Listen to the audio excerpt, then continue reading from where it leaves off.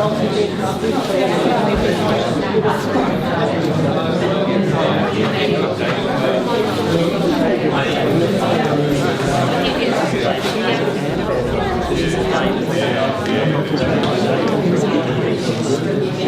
everybody.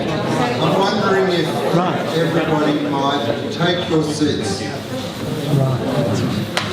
There are no reserved seats. Sit where you are. Thank you.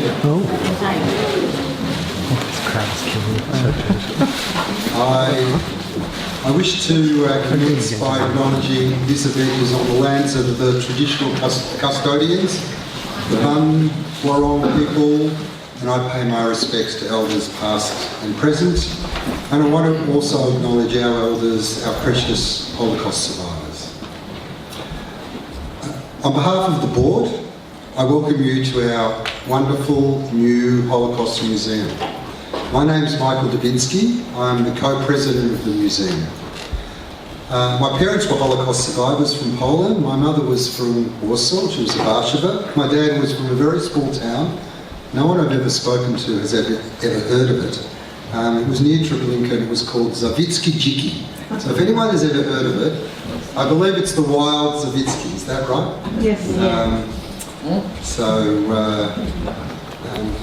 I've got strong Polish roots. I'm not going to do that. I was going to acknowledge guests, but Esther's going to do that. But I just will say, I know we've got a number of distinguished guests here, so welcome to the museum. I also want to acknowledge the Australian Society of Polish Jews and their descendants for presenting this special screening of the film tonight.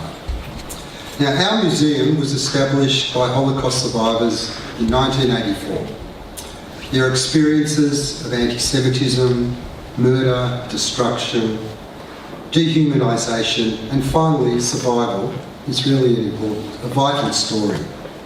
We share their experiences in this museum, preserve their legacy, so we can learn from the past to build a better future. And I'd have to say, in these very difficult and challenging times, our work is as important now as it ever has been before.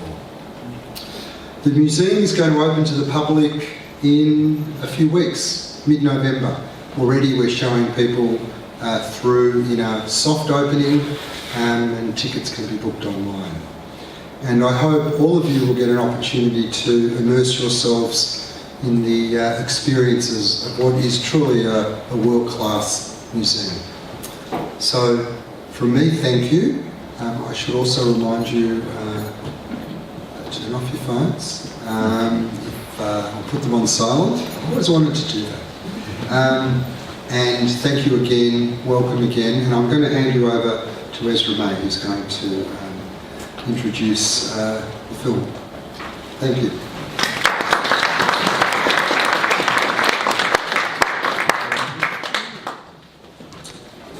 Thank you, Mike. I'm Ezra May, the President of the Australian Society of Polish Jews and their Descendants, the ASPJ. Welcome this evening.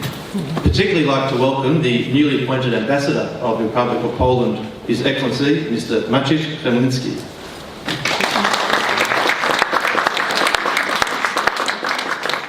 This is actually his first visit to Melbourne, and we're honoured that he has chosen us to be the organisation that's the first one to host him.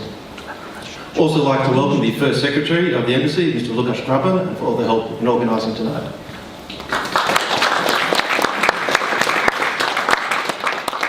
David Southwick, the Member for Caulfield and Deputy Leader of the Opposition, and I'd also like to welcome the Consuls General and Honorary Consuls of the following countries in alphabetical order. The Consuls of Austria, Bhutan, Botswana, Croatia, Czechia, Germany, Italy, Mexico, New Zealand, Lithuania and Sri Lanka.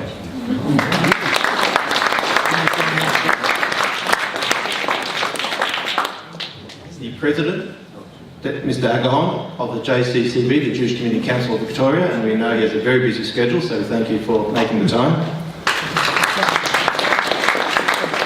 The President and committee members of the PCCV, the Polish Community Council of Victoria, our good friends who we have a wonderful working relationship with. the co-president, as we heard before, of the Melbourne Holocaust Museum, and we look forward to the opening of the museum, and representatives of the Pratt Family Foundation and the Maciej Foundation. We have an apology from the Israeli ambassador. I actually got a phone call this afternoon, just a few hours ago, from Ilana, the spokesman from the embassy and director of the Cultural Affairs, and she personally wanted to submit on behalf of the ambassador his apologies. He is understandably a little busy with what's going on at the moment, but he wanted to expressly pass on his support for our organisation and express his gratitude to the ambassador and the consul members who have taken, everyone else in attendance of course, who have taken the time to attend here tonight. And his message was short but sharp. Thank you very much for your attendance and your support of Israel and the Jewish community. I'm very appreciative. For those uncertain or unfamiliar with the ASPJ, our statement of purpose is to preserve and promote the historical and cultural heritage of Jewish life in Poland and to foster understanding between current and future generations of Polish and Jewish communities. We try to achieve these noble aims through three main areas: a variety of cultural events and lectures, engagement and communication with our local Polish community, and activities on a formal, diplomatic and governmental level. A little brief selection of some of the events we've hosted recently include Jewish Poland and its role in the Ukraine refugee crisis with Polish Chief Rabbi Michael Shudrick, Israel and Poland, Friends or Enemies, with former Polish ambassador to Israel, Agnieszka Maciej, a panel discussion regarding Jewish Lodge Today, an online tour of the Galicia Jewish Museum from Krakow with its director, an oration from Dariusz Popilia, the Polish kayak Olympian champion and founder of the People Not Numbers Foundation, and the Australian premiere of his film of the same name. Early this year we also hosted a genealogy open day featuring the director of the Association of Jewish Historical Institute in Warsaw and researcher at Polin Museum, Michał Chmieliński, as well as a presentation from the Victorian Director of the National Archives of Australia, Patrick Ferry, regarding the digitisation of the series of archives specifically relating to the immigration and naturalisation of Holocaust survivors immediately post-war. ASPJ also hosts our Henryk Sławik Award, which is dedicated in memory of a Polish diplomat, politician, humanitarian, who saved several thousand Jews between 1940 and 1944 and was subsequently murdered by the Nazis in Mauthausen. The Sławik Award is bestowed upon an individual who contributes to a greater understanding of the unique and dynamic contribution by the Polish Jewish community to the all-embracing Polish culture and ethos. We also have in the past few years established and grown a New South Wales chapter, as well as hosted a project curated by our Vice President of New South Wales, Estelle Brzezinski, and He Taught the Canaries to Sing, featuring animations and stories from pre-war Jewish life. The ASPJ also produces a twice-yearly newsletter, Paint, featuring a range of local and international articles of relevance and interest. Recordings of all these events and a host of more our functions and material is available on our website, 9028 polishjews.org.au, which I highly recommend. Despite that grand list of selected highlights, we are a small volunteer organisation, but we are motivated because we believe in what we do and in our purpose. And I'm not going to hammer this point now. I'm not a politician or diplomat. Some of these are in the crowd here. But tonight's event, Pol Mission, is in many ways, unfortunately, more relevant than ever. Since the Hamas attacks on Israel and their hunting of Jews on October 7, Jews worldwide have not only mourned and grieved the massacre of 1,400 people, with many only 1 or 2 degrees of separation away, but Jews throughout the world have felt that the world has changed. There is an increased tension in the air. There is fear. And I'm not going to run through the list of incidents in Europe, America, and even here in Australia, at the Sydney Opera House and even in Melbourne itself. But some of the commentary, the graffiti, and even the outright threats of physical violence has brought back shocking memories for some. Others, like me, born in the golden era in a golden country, more than a full generation after the war ended, it is our first experience of this. And our sense of tolerance, security and peace is being shaken. And that is more than disappointing. Without over-dramatising or exaggerating, and I'm loath to make comparisons, as it's nowhere near what people's parents or grandparents experienced, this is actually the closest we have been to, and that is a scary period.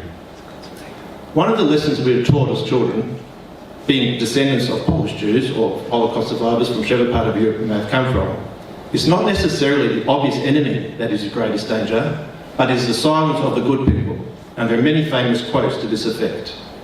It is those who remain silent or absent themselves, the people and countries who accept and tolerate the threats, that is the real cause of the shake, in the sense of our security being shaken. So it's hard for me to accept that I'm in this position now, in 2023 in Melbourne, Australia, that I have to remain alert and vigilant at all times, and I probably am in a better position than others. As an identifiable Jew, it was suggested that I stay off public transport and work from home full time. And I work for a big organisation that prides itself on leading and being involved in so many social causes, many social positive causes. They do mean well, and they say it for my protection, to avoid me having to face a comment or a slur or even worse. But if you reflect that it has to come to this, that is shattering. We all believe that was relegated to history. That is why stories like we will see Polmission, where individual Polish diplomats, under real stress, went out of their way to save people, it's not anymore just an interesting or comforting historical curiosity. It is unfortunately relevant for today. The recipients of these foreign passports, facilitated by these Polish diplomats, literally had their lives saved. So again, we're nowhere near there yet, thankfully, but the underlying message of support is needed today. Non-Jewish people and communities went out of their way to save Jews under threat then. Like again you can see in the exhibition outside in the auditorium. I'm confident, however, that with your support, Victoria will remain a welcoming land of opportunity, a state of religious freedom and protection, but more than just protected by government by law, a place of tolerance where people and communities of different religions, race, ethnicities all live together without hate or fear in a vibrant, prosperous, multicultural community that benefits us all. But when that is placed under stress for a particular community, whichever one it may be, it is vital that other communities stand up and reassure them that it's unacceptable for any group in Victoria to feel threatened. So thank you for everyone for being here today. I'll end with wishes and blessings for a vital and enduring peace and security for the whole world, particularly in Israel and the Middle East, including safe return of the hostages, which includes citizens of many of the countries represented here this evening. May there be a swift end of all violence and hate, and only peace and prosperity for all. Am Yisrael Chai. It is now my great pleasure to welcome the Ambassador to say a few words and also make a special presentation of the Cross of Siberian Exile before the screening of the film.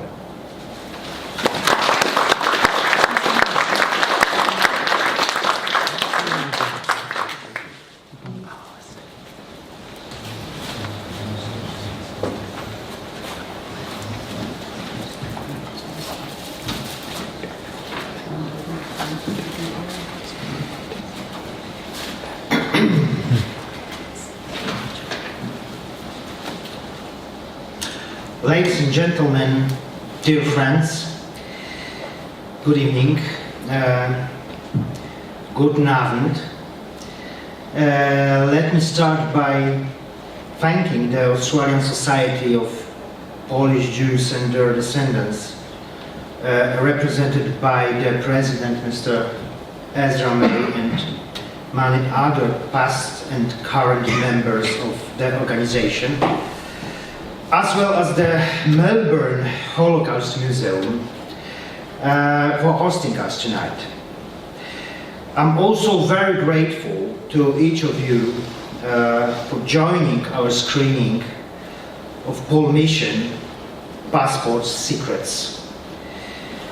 The documentary you are about to see unravels the complicated mechanisms behind the activities of Polish diplomacy and intelligence during the Second World War, which in cooperation with governments of other countries and various Jewish organizations contributed to saving Jewish people in occupied Europe. As part of this operation, it was possible to save about 3,000 Jewish people from extermination by issuing false passports. The film presents conversations with the survivors and their family members. It also includes commentaries by historians. Among the highlighted Polish figures you will see names of, among others, Tadeusz Romer, Polish wartime ambassador in Japan, Jan Karski, Polish soldier, resistance fighter and diplomat, who was honored as the Righteous Among Nations in 1982 for risking his life in order to alert the world of the mass extermination of Jews, and later become an honorary citizen of Israel, as well as a Polish ambassador in Switzerland, Aleksander Ładoś, his deputy, Stefan Ryniewicz, and his consul, Konstanty Rokicki, who, together with Juliusz Kühn, Abraham Silberschein, and Chaim Eis, were part of the so-called Ładoś group and elaborated in Bern a system of illegal production of Latin American passports. Konstanty Rokicki was honored with the title of Righteous Among the Nations in 2019. Besides recognizing him, Yad Vashem also expressed official thanks to the other members of the group. There is another Polish wartime diplomat worth mentioning on this occasion, whose name, however, does not appear in the film.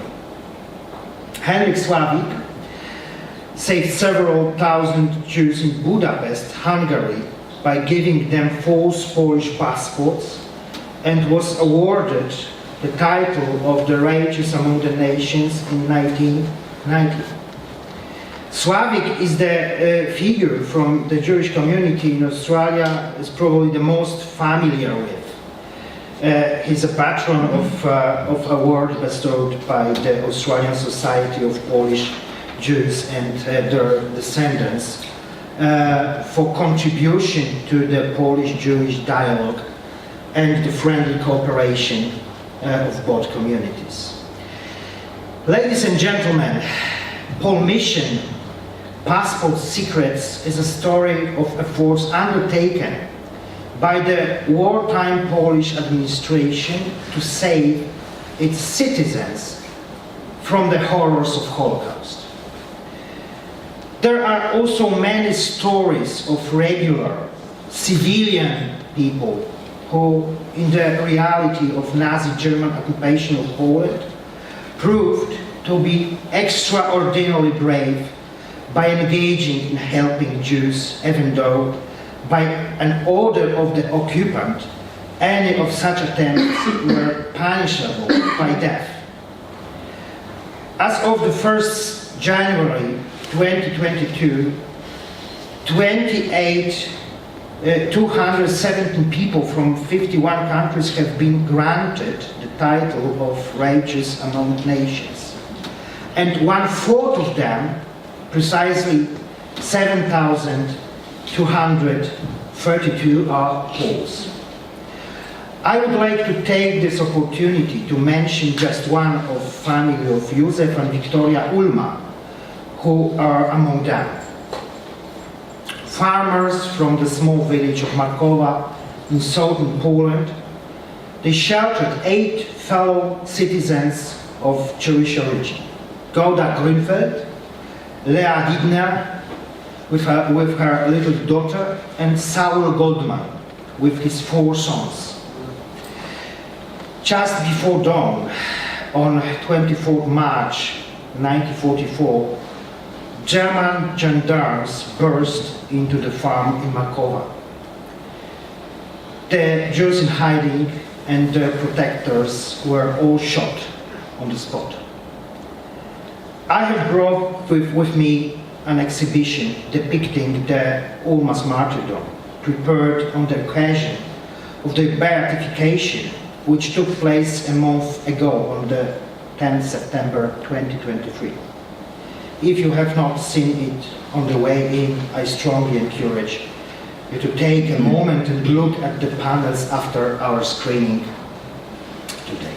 Their story, I think, deserves global recognition, for although it is horrifying, it is also an empowering testament to loving one's neighbor. Ladies and gentlemen, Poles and Jews share a long and rich history. I have no doubt that many of you came here with your own personal story, which is unique and at the same time can be very characteristic of our common faiths that have been intertwined for the last 8 centuries. Allow me to conclude my speech with one such personal story.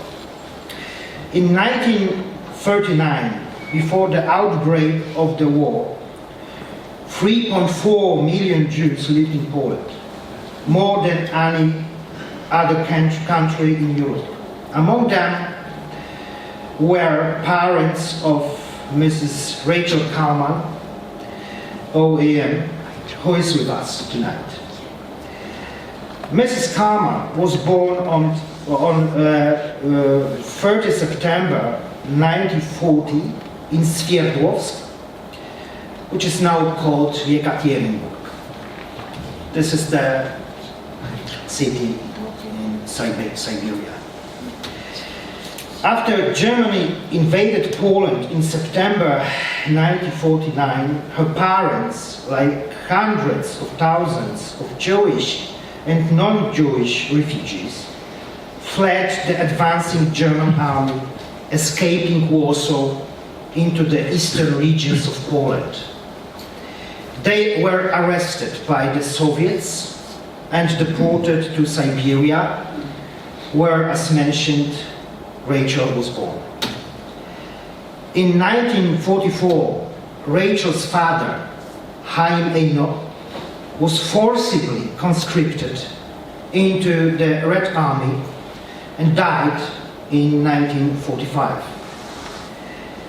Rachel and her mother Sarah were moved to Ukraine and in 1946 returned to Poland. In 1949, they decided to leave Europe and traveled to Australia. Ladies and gentlemen, on behalf of the President of Poland, Mr. Andrzej Duda, I have an honor and pleasure to present tonight Mrs. Rachel Kalman with the Siberian Exiles Cross. The cross is a Polish state decoration awarded as an expression of national remembrance of Polish citizens deported between 1939 and 1956 to Siberia, and tribute to their martyrdom and devotion to the ideals of freedom and independence. Today we are paying tribute to Rachel Kalman and her parents, Chaim Eino and Sarah Eino. Thank you very much for your attention, and if I can, I want to decorate.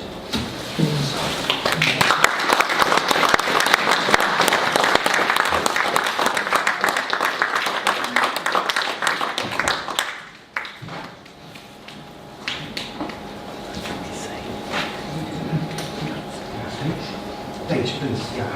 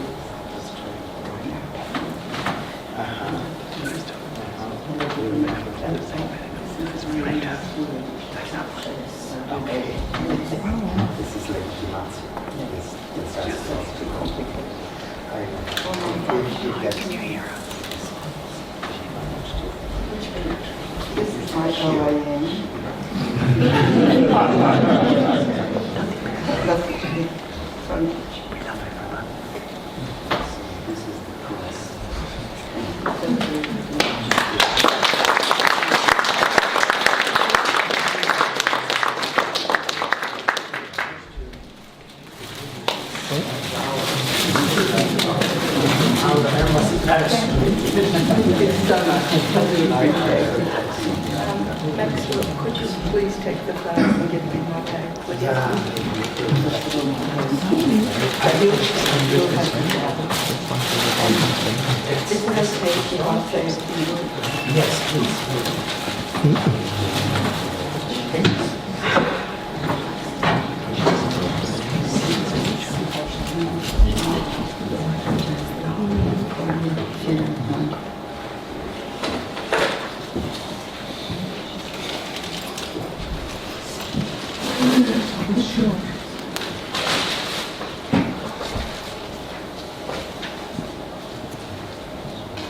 Firstly, I am overwhelmed and a lot that you have said. Rachel, speaking of the microphone. I said I was overwhelmed and a lot of what His Excellency has said I will be repeating, but in my words, and that'll be just a little bit different. First of all, President Ezra May, thank you for organising this whole evening. I appreciate your work, and I think we need more volunteers who will bring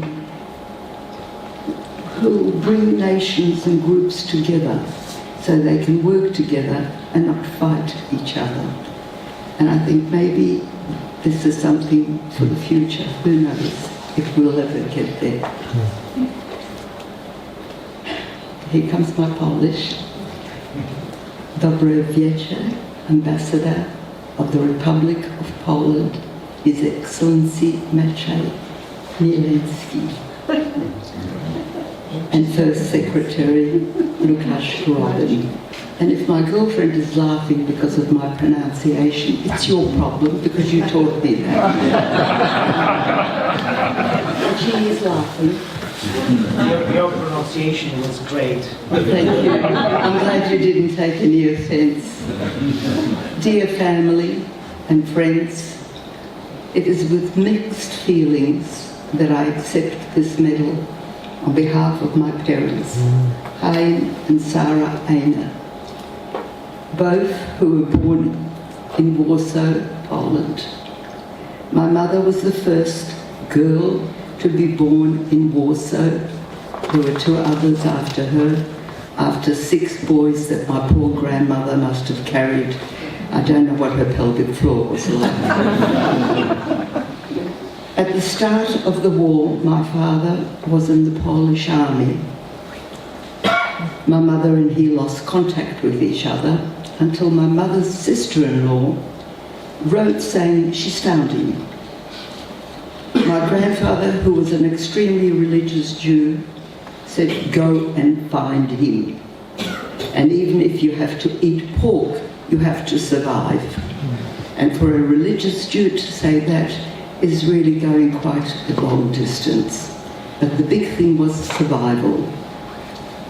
To go across no man's land, she followed a group of people who were led by a smuggler.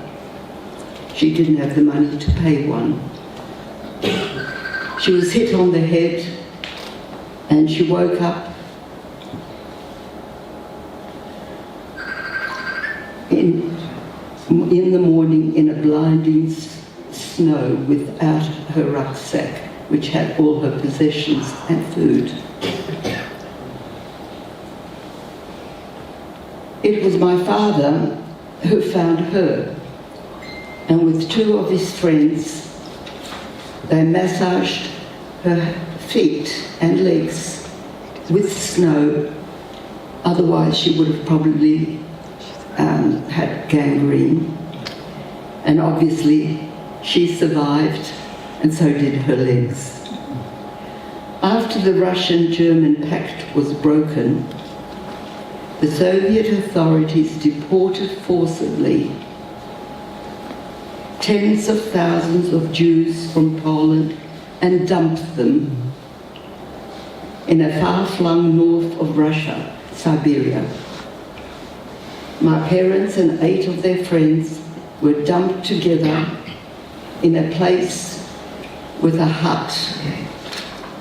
My mother said even the pigs wouldn't live there because it was so dilapidated. They faced many hardships: lice, limited food, the wind blowing through the hut until they repaired it themselves. No protective clothing, no warm clothing. The men worked in the forests, cutting trees, and the women in the fields. My mother was a bit uncomfortable, so she said to her friend, "Something's wrong." So the friend said, "We'll do your portion of work. Go in." And as my mother always told the story, she was never sure who was more amazed that I came out with 2 eyes, 2 hands, 2 ears, and I was born in 1940.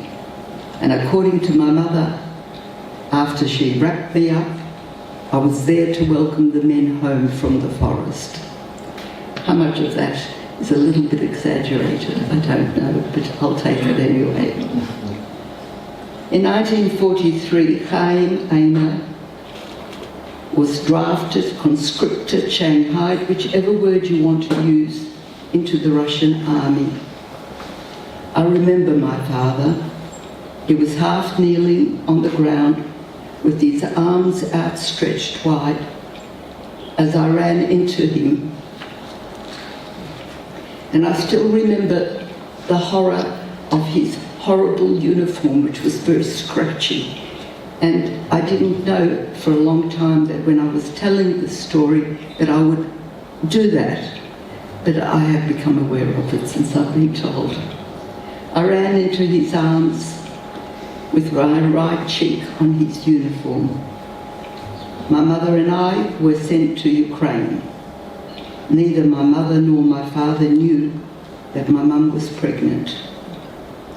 7 months later, my little brother was born.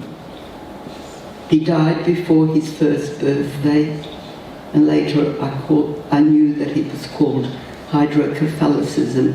He rolled off the bed, and Mum and him went to the nearest hospital, and I was left with one of my mum's friends, which we acquired in Ukraine, and that is another story.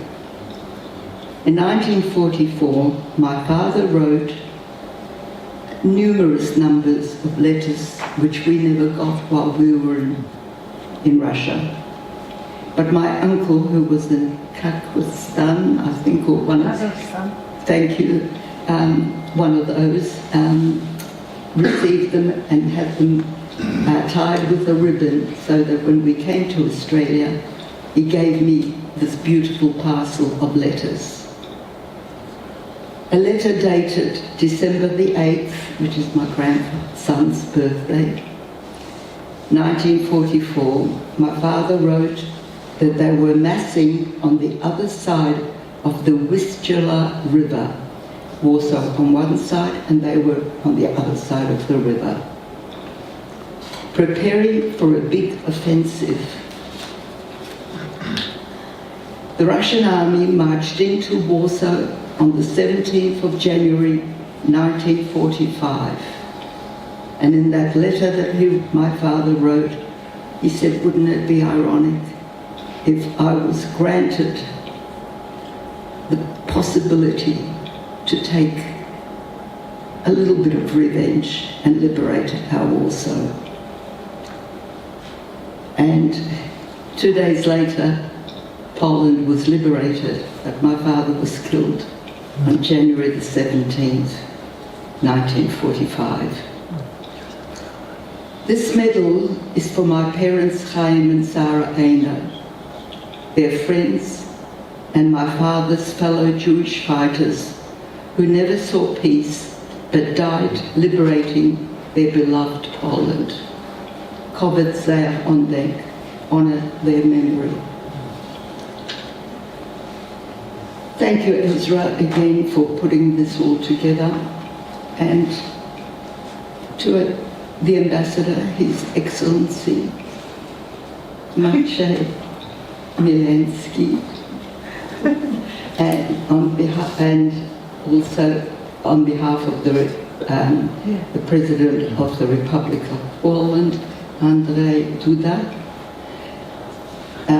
the Holocaust Center for allowing us to use this magnificent center or hall.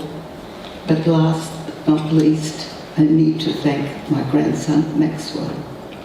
But before I do that, there is an organization called Kresy Siberia Foundation, and they were the ones who put out feelers about this situation of Polish Jews who were forced to go to Russia, not those who went to save themselves, but who were forced to go to Russia and were part of the slave labor.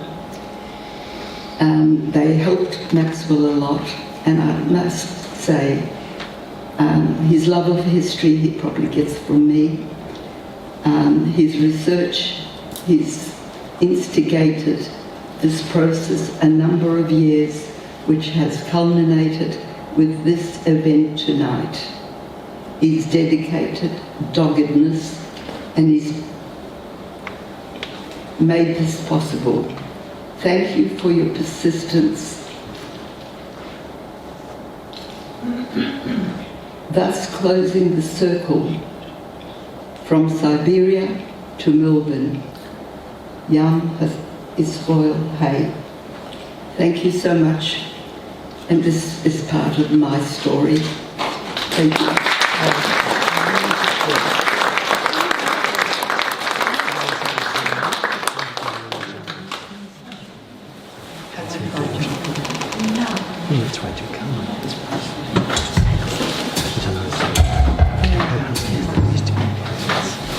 Po zajęciu Polski przez Niemców i Rosjan we wrześniu 1939 roku na zachodzie Europy powstaje rząd polski na uchodźstwie, który od połowy 1940 roku. There's food outside and there's the exhibition as well. Thank you for attending.